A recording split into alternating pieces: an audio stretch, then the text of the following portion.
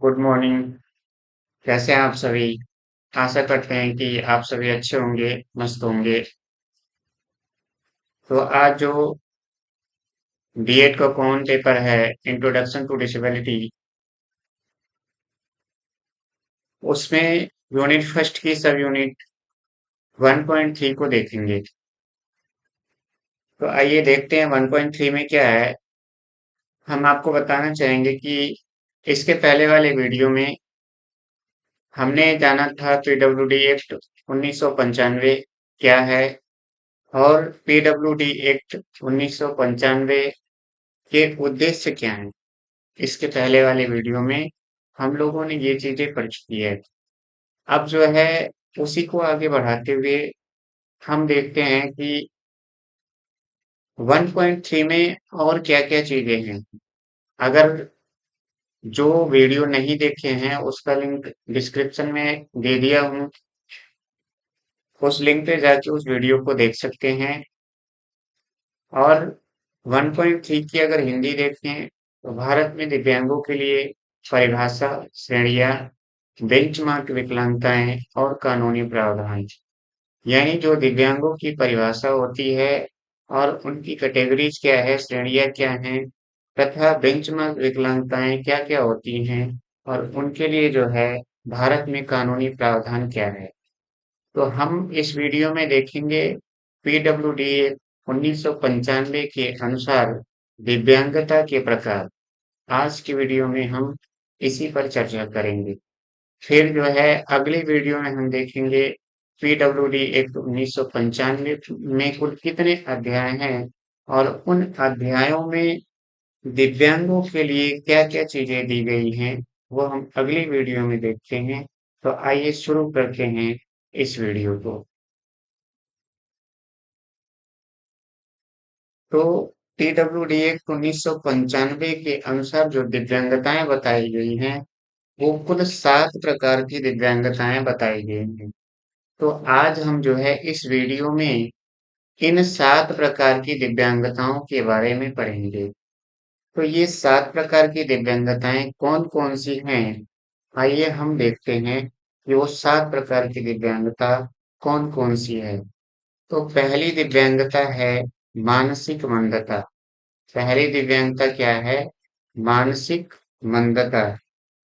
उसके बाद अगर मानसिक मंदता को देखें तो मानसिक मंदता को और क्या कहते हैं?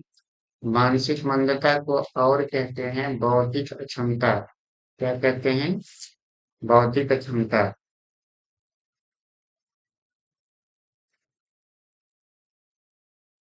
उसके बाद दूसरी दिव्यांगता क्या है? दूसरी दिव्यांगता है मानसिक बीमारी। तो सबसे पहले हम जान लेते हैं कि जो है मानसिक मंदता को करंट में क्या कहते हैं? बौद्धिक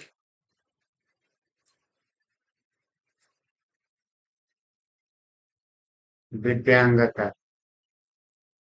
मानसिक मंदता को क्या कहते हैं? बौद्धिक दिव्यांगता। ठीक है। दूसरी दूसरी दिव्यांगता क्या है? दूसरी दिव्यांगता है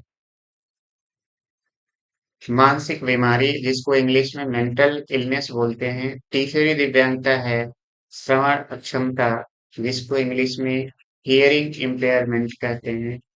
चौथे टाइप की दिव्यांगता है दृष्टिबाधिता, जिसको इंग्लिश में विजुअल इम्पेयरमेंट बोलते हैं।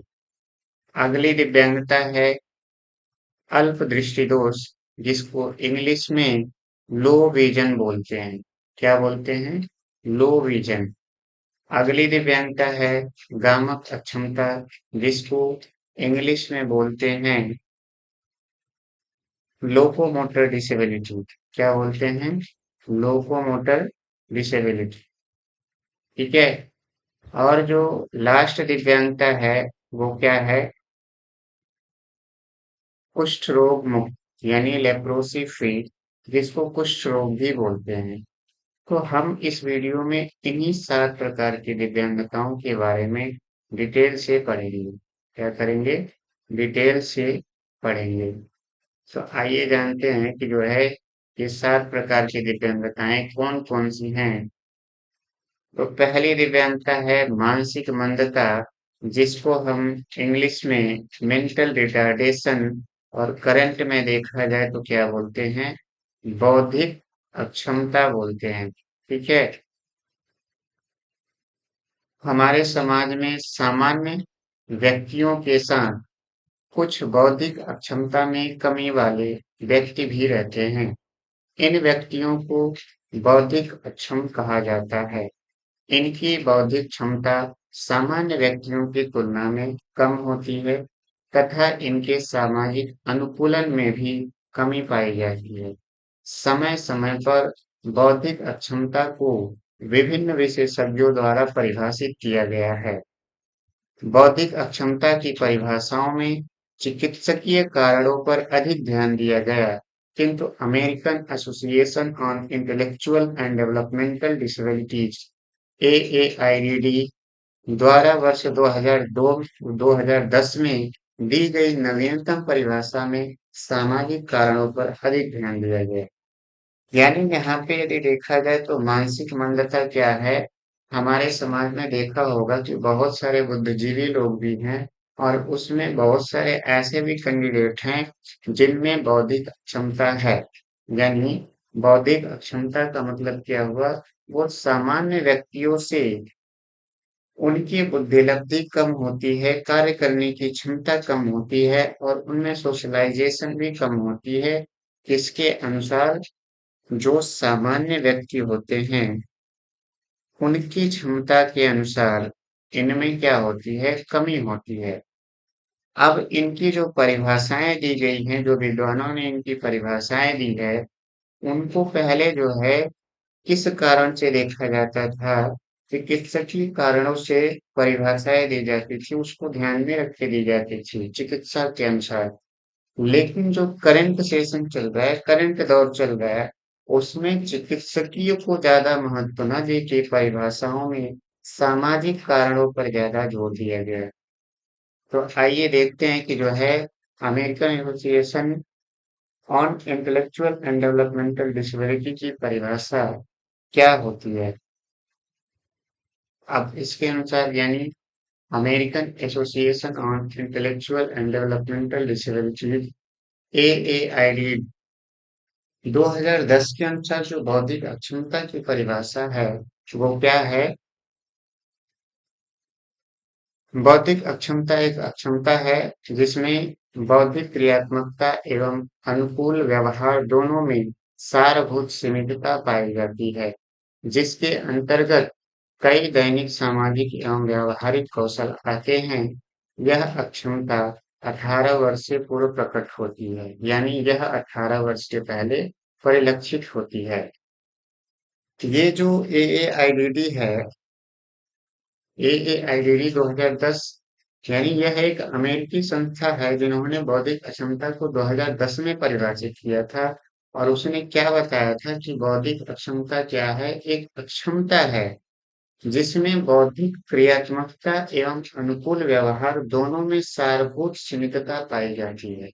यानी इसके कहने का मतलब क्या है कि जो बुद्धि के द्वारा काम किया जाता है और जो अनुकूल व्यवहार होता है, इन दोनों में क्या होता है? सीमितता पाई जाती है, कमी पाई जाती है। ठीक है। अनुकूल व्यवहार का मतलब क्या होता है? जिस परिवेश में आप रहे हैं, जिस परिवेश में आप रह के अपना जीवन यापन कर रहे हैं, जिस समाज में आप रह के अपना जीवन यापन कर रहे हैं, उसके द्वारा बनाए गए नियम कानून के अनुसार अपने आप को ढालना क्या है? उसके अनुसार व्यवहार करना ही क्या है? अनुकूल व्यवहार है। क्या है? अनुकूल व्यवहार। और बौद्धिक क्रियात्मकता क्या है?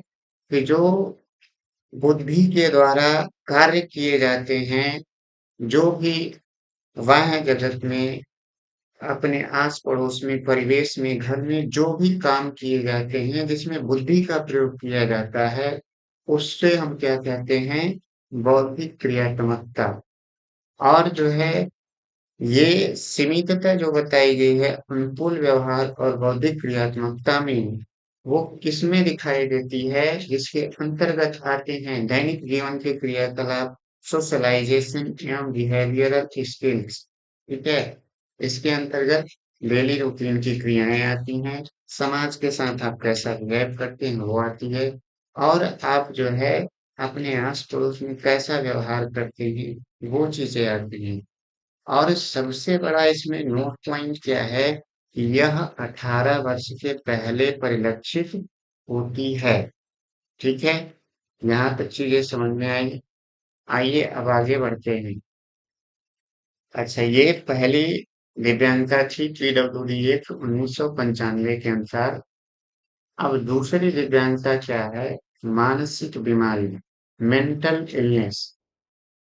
मानसिक रुग्णता बीमारी की एक ऐसी समस्या होती है जिसमें व्यक्ति या बालक की मस्तिष्कीय क्षति, मनोवैज्ञानिक क्षीणता, चोट अथवा दुर्घटना के फलस्वरूप उत्पन्न हो जाती है, और मानसिक बीमारी से ग्रसित सेवार्थी अपने आप को समाज से निस्सहाय, हस्त और अलग महसूस करता है। मानसिक बीमारी 18 वर्ष के बाद परिलक्षित होती है। यानी अगर देखा जाए तो ये जो मानसिक बीमारी है, ये जो मानसिक बीमारी है इसको इंग्लिश में क्या बोलते हैं? मेंटल इलनेस बोलते हैं। क्या बोलते हैं? Mental illness. अब इसी को हम और एक नाम देते हैं मानसिक रुग्णता।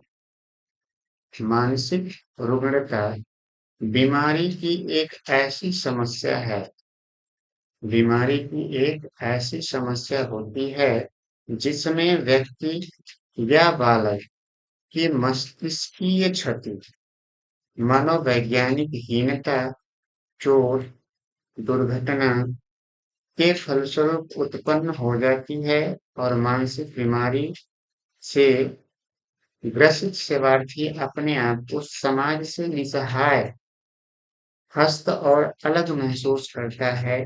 मानसिक बीमारी 18 वर्ष के बाद परिलक्षित होती है। ये इम्पोर्टेंट पॉइंट है कि मानसिक बीमारी क्या करती है, कब परिलक्षित होती है?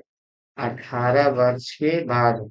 जबकि आप लोगों ने इसके पहले क्या पढ़ा? मानसिक मंदता यानी बौद्धिक अक्षमता जिसको आप बोलते हैं, वह 18 वर्ष से पहले परिलक्षित होती है।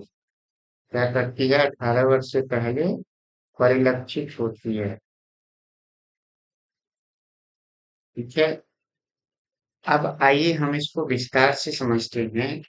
यानी मानसिक बीमारी क्या है? एक ऐसी समस्या है जिससे ग्रसित व्यक्ति या बालक का जो मस्तिष्कीय क्षति होती है, यानी जो दिमागी क्षति होती है, वो मनोवैज्ञानिक हीनता, यानी जो लोग उनको समाज के लोग टारगेट करते हैं, व्यंग बोलते हैं, ठीक है, उसके द्वारा जो उनमें समस्या आती है मेंटली रूप से, या फिर किसी चोट के द्वारा या फिर दुर्घटना के द्वारा जो क्षति उनके उनमें उत्पन्न होती है, उसे क्या बोलते हैं? मानसिक बीमारी बोलते हैं। और मानसिक बीमारी से जो ग्रसित व्यक्ति या बालक होता है, वो क्या करता है? अपने आप को समाज से अलग, निस्सहाय, टूटा हुआ महसूस करता है। यानी वो अपने आप को समाज के काबिल समझता ही नहीं है, वो समाज से अपने आप को अलग समझता है। और यह बीमारी कब परिलक्षित होती है? 18 वर्ष के बाद परिलक्षित होती है। जबकि यदि हम बौद्धिक अक्षमता यानी मेंटल रिटार्डेशन, इंटेलेक्चुअल डिसेबिलिटी को अगर परिभाषित करें तो उसमें बताया गया कि यह 18 वर्ष के पहले परिलक्षित होती है, जबकि मानसिक बीमारी 18 वर्ष के बाद परिलक्षित होती है। तो ये दो दिव्यांगताएं हो गई। अब जो है हम पीडब्ल्यूडी एक्ट के अनुसार तीसरी दिव्यांगता क्या है उसके बारे में जानेंगे। तो आइए जानते हैं कि पीडब्ल्यूडी एक्ट 1995 के द्वारा बताई गई तीसरी दिव्यांगता क्या है। तीसरी दिव्यांगता है श्रवण अक्षमता। कौन सी दिव्यांगता है? श्रवण अक्षमता, जिसको इंग्लिश में क्या बोलते हैं? Hearing impairment. श्रवण अक्षमता का अर्थ है बेहतर कान में सुनने की क्षमता में 60 dB या उससे अधिक की हानि होना, अर्थात किसी भी व्यक्ति या बालक के कान के किसी भी भाग में रचनात्मक या कार्यात्मक रूप में क्षति के फलस्वरूप सुनने संबंधी जो समस्या उत्पन्न होती है उसे श्रवण दोष या बहरापन कहते हैं। किसी भी व्यक्ति या बालक के दोनों कानों में सुनने का स्तर यदि 70 dB या उससे अधिक है, उसे श्रवण बाधित व्यक्ति या बालक कहते हैं। यानी कहने का क्या मतलब है कि जो श्रवण अक्षमता होती है, हियरिंग इम्पेयरमेंट होता है, वो क्या है कि बेहतर कान में सुनने की क्षमता 60 डेसिबल या उससे अधिक की हानि का होना। यदि कोई व्यक्ति 60 dB के ऊपर सुनता है, जो मानक होता है, यदि 60 dB के ऊपर सुनता है, तो हम उसे क्या कहेंगे? हियरिंग इम्पेयर्ड बालक या हियरिंग इम्पेयर्ड व्यक्ति। नीचे दिया गया है, अर्थात किसी भी व्यक्ति या बालक के कान के किसी भी भाग में रचनात्मक या कार्यात्मक रूप से क्षति के फलस्वरूप सुनने संबंधी जो समस्या उत्पन्न होती है उसे श्रवण दोष या बहरापन कहते हैं। ठीक है।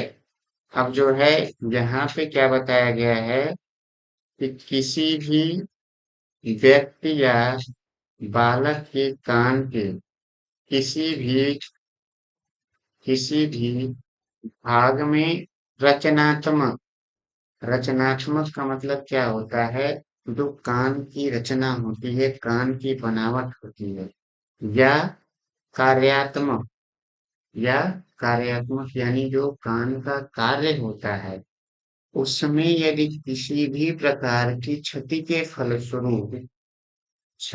फलस्वरूप सुनने संबंधी जो समस्या होती है उसे क्या कहते हैं? श्रवण दोष या बहरापन कहते हैं। श्रवण दोष या बहरापन कहते हैं। यानी कान के किसी भी भाग में बनावट के आधार पे या फिर कान के कार्य करने के आधार पे यदि उसमें किसी भी प्रकार की क्षति के फलस्वरूप जो सुनने की क्षमता होती है, यदि उसमें किसी भी प्रकार की समस्या होती है तो उसे क्या बोलते हैं? श्रवण दोष बोलते हैं या बहरापन कहते हैं। ठीक है। यहाँ तक चीजें समझ में आई। आगे है, किसी भी व्यक्ति या बालक के दोनों कानों में सुनने का स्तर यदि 70 dB या उससे अधिक है तो उसे श्रवण बाधित व्यक्ति या बालक कहते हैं। यानी वहां पे पहले ही बता दिया कि 60 dB से अधिक की हानि का होना, और यहाँ पे बता रहा है कि 70 dB या उससे अधिक। ठीक है। तो 60 dB के ऊपर यदि व्यक्ति सुन रहा है, 70 dB या उससे भी अधिक सुन रहा है, तो उस व्यक्ति में क्या है? श्रवण दोष है, और वह व्यक्ति क्या है? श्रवण बाधित या बहरा व्यक्ति है। यहाँ तक कि ये समझ में आई। अब जो है हम PWD के अनुसार अगली दिव्यांगता क्या है उसके बारे में जानेंगे। ठीक है। तो अगली दिव्यांगता देखते हैं क्या है। दृष्टिबाधिता, विजुअल इम्पेयरमेंट। अब तक हमने मेंटल रिटार्डेशन, मानसिक मंदता, मेंटल इलनेस, मानसिक बीमारी, हियरिंग इम्पेयरमेंट, श्रवण बधिरता या बहरापन के बारे में पढ़ा। चौथी दिव्यांगता है दृष्टिबाधिता, जिसको इंग्लिश में विजुअल इम्पेयरमेंट बोलते हैं। तो आइए जानते हैं कि दृष्टिबाधिता क्या होती है। दृष्टि दोष का अभिप्राय यह है कि किसी व्यक्ति या बच्चे को पूर्ण रूप से कुछ न दिखाई देना, अर्थात बाह्य रूप से बाहरी वस्तुओं को देखने में असमर्थता ही दृष्टिबाधिता कहलाता है। ठीक है। यानी दृष्टिबाधिता किसे कहते हैं? किसी भी व्यक्ति को उसकी दोनों आंखों से किसी भी प्रकार की बाहरी वस्तु को, सांसारिक वस्तु को यदि वह नहीं देख पाता है या उसे नहीं दिखाई देती है, तो वो क्या है? दृष्टिबाधित है। और उसकी इस दशा को क्या बोलते हैं? दृष्टिबाधिता बोलते हैं। यानी वो किसी भी बाह्य जगत की वस्तु, सांसारिक वस्तु को अपनी आंखों से देखने में असमर्थ है। उसमें कौन सी दिव्यांगता है? दृष्टिबाधिता है। ऐसा नहीं कि वो आंशिक रूप से पूरी तरह से वस्तु को नहीं देख पा रहा है, तो वह व्यक्ति क्या है? दृष्टिबाधित है। और उसकी वह दशा क्या है? दृष्टिबाधिता है। ये चीज समझ में आई? ये हो गई चौथी दिव्यांगता। अब देखते हैं पांचवी दिव्यांगता क्या है। अल्प दृष्टि दोष, जिसको इंग्लिश में लो विजन बोलते हैं। आइए जानते हैं लो विजन किसे कहते हैं। अल्प दृष्टि दोष वाले बालक या व्यक्ति में सामान्य व्यक्ति की तुलना में थोड़ी बहुत देखने में समस्या होती है। अर्थात ऐसे व्यक्ति या बालक जो वस्तुओं को आंशिक रूप से देखने में सक्षम होते हैं, उन्हें अल्प दृष्टि दोष से ग्रसित व्यक्ति या बालक कहते हैं। इस प्रकार के सेवार्थी किसी सहायक उपकरण की सहायता से आसानी से वस्तुओं को देख सकते हैं। यानी अभी हम लोगों ने पढ़ा कि जो है दृष्टि दोष क्या है। उसमें बताया गया कि यदि कोई व्यक्ति सांसारिक वस्तु को पूरी तरह से नहीं देख पा रहा है, तो वह दृष्टिबाधित है। लेकिन अब हम पढ़ रहे हैं अल्प दृष्टि दोष, यानी लो विजन। अब उसमें क्या है कि इसमें सामान्य की अपेक्षा थोड़ी कम दिखाई देना। यानी यदि किसी उपकरण की सहायता से वह वस्तु को देख पा रहा है, तो उस व्यक्ति में क्या है? लो विजन है। ऐसा नहीं कि पूरी तरह से नहीं देख पाता है। अगर पूरी तरह से नहीं देख पाता है, तो वो क्या है? पूर्ण रूप से दृष्टिबाधित है। यदि वो किसी उपकरण जैसे चश्मा हो गया, लेंस हो गया, अगर इसकी सहायता से व्यक्ति देख पा रहा है, तो उसमें क्या है? अल्प दृष्टि दोष है। यानी वो वस्तुओं को आंशिक रूप से नहीं देख पा रहा है, सामान्य की अपेक्षा थोड़े कम दिखाई दे रहा है उसको। यानी लो विजन क्या है? किसी भी वस्तु को किसी भी उपकरण की सहायता से सही रूप से देख पाना क्या है? लो विजन है। यानी कोई भी वस्तु उनको देखने में आंशिक समस्या होती है, थोड़ी समस्या होती है सामान्य की अपेक्षा। ठीक है। तो ये पांच दिव्यांगताएं हो गई। छठी दिव्यांगता देखती है कि डब्ल्यूडी में क्या बताई गई है। गामक अक्षमता, जिसको इंग्लिश में लोकोमोटर डिसेबिलिटी बोलते हैं।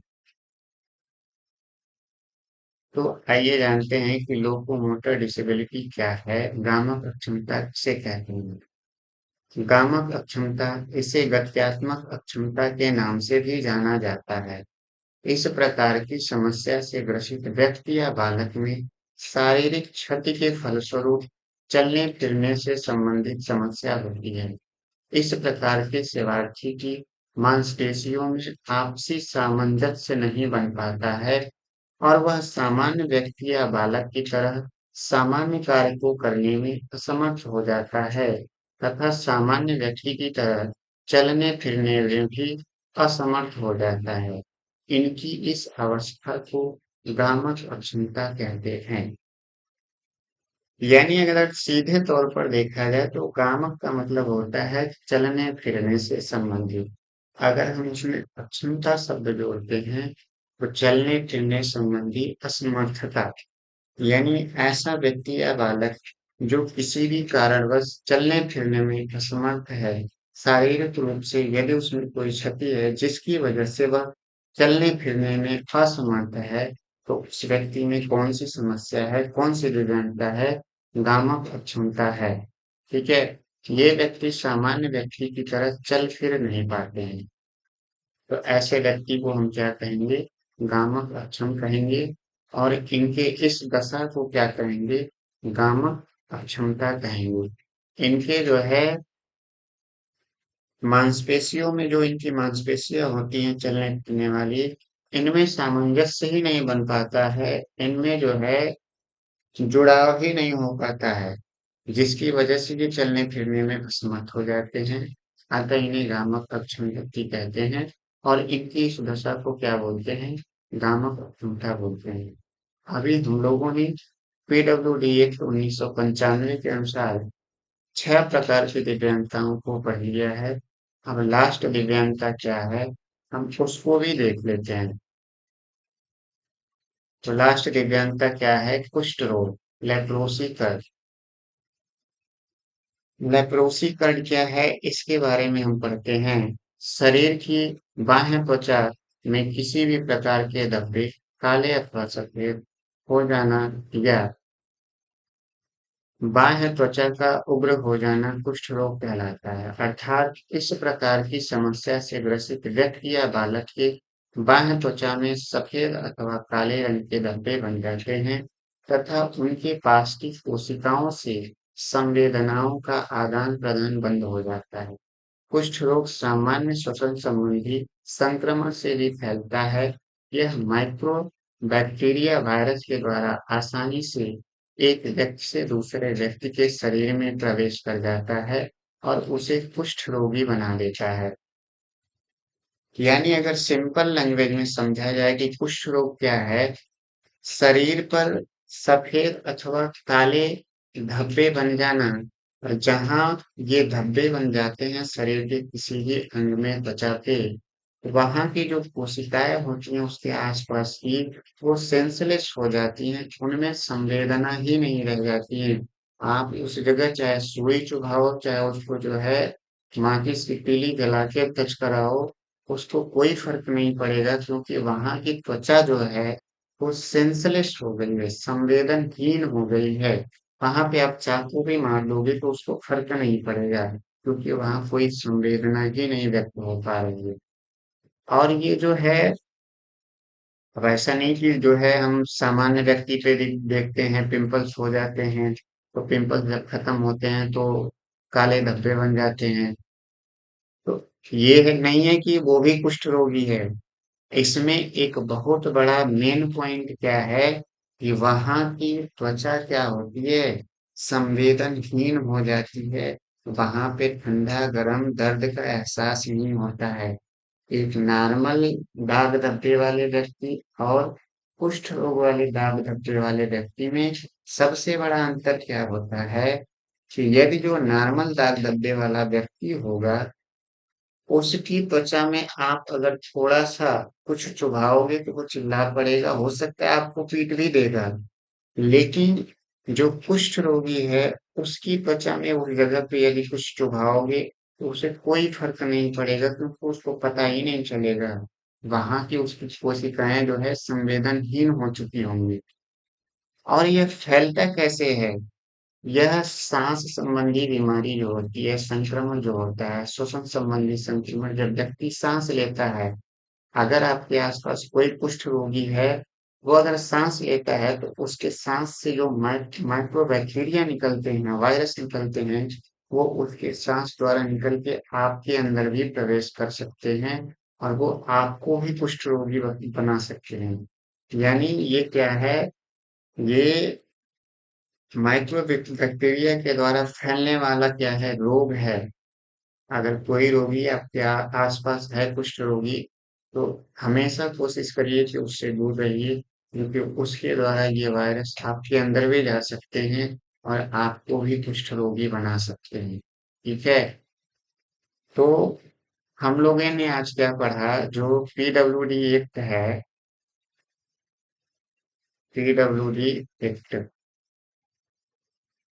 पीडब्ल्यूडी एक्ट 1995 के अनुसार 7 प्रकार की दिव्यांगताएं। अगर हम 60 में देखें तो सबसे पहले हमने पढ़ा क्या, मेंटल रिटार्डेशन जिसको एमआर बोलते हैं। दूसरा हमने क्या पढ़ा, एमआई जिसको मेंटल इलनेस बोलते हैं। तीसरा हमने क्या पढ़ा, एचआई जिसको हम हियरिंग इम्पेयरमेंट बोलते हैं। चौथा हमने क्या पढ़ा, वीआई जिसको हम विजुअल इम्पेयरमेंट बोलते हैं। पांचवा हमने क्या पढ़ा, एलवी जिसको लो विजन बोलते हैं। छठा हमने क्या पढ़ा, लोकोमोटर, एलडी लोकोमोटर डिसेबिलिटी। और सातवां हमने क्या पढ़ा, एलसी लेप्रोसी कर्व। तो ये 7 प्रकार की दिव्यांगताएं हम लोगों ने पढ़ी। आइए जो है फटाफट रिवीजन मारते हैं। सबसे पहले हम देखते हैं यमार। सबसे पहले हम क्या देखते हैं? यमार। यमार क्या है? मानसिक मंदता एक ऐसी अवस्था है जिसमें किसी भी व्यक्ति का शारीरिक विकास मानसिक विकास की अपेक्षा कम या सीमित हो जाता है और उसके अनुकूलन व्यवहार में भी समस्या आती है सामान्य की अपेक्षा। और यह जो है 18 वर्ष से पहले क्या होती है? परिलक्षित होती है। ठीक है। अब यमाई हम देखते हैं। यमाई क्या है? जो है किसी भी ज्ञात अज्ञात कारणों के द्वारा जो है शरीर के नहीं, मस्तिष्क में किसी भी प्रकार की चोट या दुर्घटना के कारण जो भी समस्या उत्पन्न होती है उसे हम क्या बोलते हैं? मानसिक रोग बोलते हैं। और यह कितने वर्ष बाद परिलक्षित होती है? 18 वर्ष के बाद परिलक्षित होती है। 18 प्लस के बाद परिलक्षित होती है क्या? MI mental illness. अगला है हियरिंग इम्पेयरमेंट, एचआई जिसको बोलते हैं। किसी भी व्यक्ति के दोनों कान में दोनों कान में जो सुनने की क्षमता की हानि होती है यदि वो 60 dB से अधिक, प्लस का मतलब अधिक, एरो का मार्क ऊपर लगा है तो अधिक, 60 dB से यदि अधिक है तो वो व्यक्ति क्या है? एचआई है, हियरिंग इम्पेयरमेंट। अब जो है वीआई। वीआई क्या है? विजुअल इम्पेयरमेंट, जिसको दृष्टि दोष या दृष्टि बाधित बोलते हैं। किसी भी व्यक्ति के दोनों आंखों से किसी भी संसार की कोई भी वस्तु यदि पूर्ण रूप से नहीं दिखाई देती है तो वह व्यक्ति क्या है? दृष्टि बाधित है। अगली दिव्यांगता है एलवी, लो विजन। यानी इसमें पहले जो बताया गया कि जो है वीआई क्या है, विजुअल इम्पेयरमेंट क्या है, वो पूरी तरह से नहीं दिखाई देता है, लेकिन इसमें क्या है? होता तो सामान्य के जैसे है, लेकिन सामान्य से थोड़ी कम दिखाई देती है। यदि उसे चश्मा लगा दिया जाए, लेंस लगा दिया जाए, वो व्यक्ति आसानी से किसी भी वस्तु को देख सकता है। इसे हम क्या बोलते हैं? लो विजन बोलते हैं। अगली दिव्यांगता है एलडी। अगली दिव्यांगता है एलडी, जिसको क्या बोलते हैं? लोकोमोटर डिसेबिलिटी, जिसे हिंदी में कामक अक्षमता बोलते हैं, चलन अक्षमता बोलते हैं। यानी कोई भी व्यक्ति या किसी भी प्रकार की चलन संबंधी समस्या से ग्रसित है या चलने फिरने में असमर्थ है, उसे हम क्या कहेंगे? Locomotor disability. और सातवीं जो है दिव्यांगता वो क्या है? एलसी। एलसी का मतलब लेप्रोसी कर। ठीक है। लेप्रोसी कर से ग्रसित जो व्यक्ति या बालक होता है उसके त्वचा पर काले और सफेद धब्बे होते हैं। और ये धब्बे नॉर्मल नहीं होते हैं। ये धब्बे नॉर्मल नहीं होते हैं। इनमें क्या होता है? जिस जगह ये धब्बे होते हैं वहां की त्वचा सेंसलेस हो जाती है, यानी संवेदनहीन हो जाती है। उनमें किसी भी प्रकार की संवेदना का आदान प्रदान नहीं होता। चाहे वहां पे आप सुई चुभा दो या जो है ब्लेड मार दो, कैंची लगा दो, कुछ भी कर दो, उनको असर ही नहीं करेगा। वहीं पे यदि सामान्य दाग धब्बे वाले को देखा जाए तो वहां की त्वचा सेंसलेस नहीं होती है, वो सही होती है। उनमें संवेदनाओं का आदान प्रदान होता है। ठीक है। तो ये 7 टाइप की दिव्यांगता थी पीडब्ल्यूडी एक्ट के अनुसार। ठीक है। अब जो है हम लोगों ने आज पढ़ा क्या? पीडब्ल्यूडी एक्ट 1995 के अनुसार दिव्यांगता के प्रकार। ठीक है। इसके पहले हम लोगों ने पढ़ा था कि जो है पीडब्ल्यूडी एक्ट क्या है और उसके उद्देश्य क्या है, उसके बारे में पढ़ा था। आज हम लोगों ने पढ़ा कि जो है पीडब्ल्यूडी एक्ट के अनुसार दिव्यांगता कितने प्रकार की होती है और कौन कौन सी दिव्यांगता होती है उसके बारे में पढ़ा। अब जो है अगला हम पढ़ेंगे, अगले वीडियो में पढ़ेंगे पीडब्ल्यूडी एक्ट के अनुसार उसमें कितने अध्याय बताए गए हैं उन सभी अध्याय को देखेंगे कि इनमें जो है दिव्यांगों के लिए क्या-क्या चीज़ें दी गई हैं, वो सारी चीज़ें पढ़ेंगे। और ये जो है एग्ज़ाम की दृष्टि से बहुत ही इम्पोर्टेंट यूनिट है। और यदि देखा जाए तो पूरे डिप्लोमा का जो रीड होता है, वो इंट्रोडक्शन टू डिसेबिलिटी होता है। इंट्रोडक्शन टू डिसेबिलिटी जिस कैंडिडेट ने अच्छे से पढ़ लिया, वो चाहे उसको कुछ ना आए किसी भी पेपर में, यदि उसको डिसेबिलिटी बहुत अच्छे से पता है, इंट्रोडक्शन टू डिसेबिलिटी पेपर अच्छे से पढ़ा है, तो वो सारे पेपर को कहीं न कहीं से कुछ न कुछ जोड़ के वो क्लियर कर जाएगा।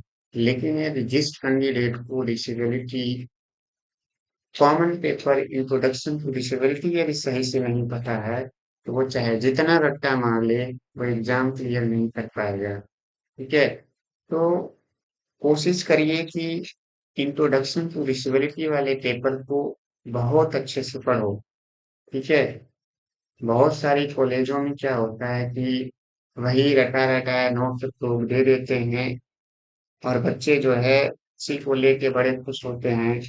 लेकिन जब तक आप किसी शब्द के शाब्दिक अर्थ को नहीं जानोगे, चाहे जितना भी रट्टा मार लो, आप सबसे नहीं हो सकते।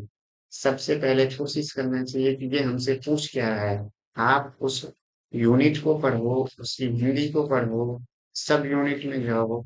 ये यूनिट मुझसे आखिर में पूछ क्या रहा है? अगर जिस दिन आपने उस यूनिट से ये क्वेश्चन कर लिया, तो जो है ये हमसे पूछ क्या रहा है, अगर आपको पता चल गया कि हमसे ये पूछा जा रहा है, तो आपको कोई नहीं रोक सकता पास होने से। और आप सभी इस चैनल को ज़्यादा से ज़्यादा शेयर करिए, इस वीडियो को शेयर करिए और इस चैनल को सब्सक्राइब करिए। मैं गारंटी देता हूँ कि इंट्रोडक्शन टू डिसेबिलिटी पूरा मैं यूनिट बाय यूनिट पढ़ाऊँगा, चाहे वो एचआई का कैंडिडेट हो, आईडी का कैंडिडेट हो या वीआई का कैंडिडेट हो। कॉमन पेपर ये सभी का सेम होता है और मैं सारी चीज़ें यूनिट बाय यूनिट बहुत अच्छे से एक्सप्लेन करके पढ़ाऊँगा, ठीक है? तो आज के लिए इतना ही, बाकी की चीज़ें अगले वीडियो में और मैं इसके पहले वाले वीडियो का लिंक डिस्क्रिप्शन में दे दूँगा। जिस किसी ने इसके पहले के वीडियो को नहीं देखा होगा, वो डिस्क्रिप्शन में जाके वीडियो को देखे, फिर इस वीडियो को देखे ताकि उसको अच्छे से समझ में आए। आज के लिए इतना ही। जय हिंद, वंदे मातरम।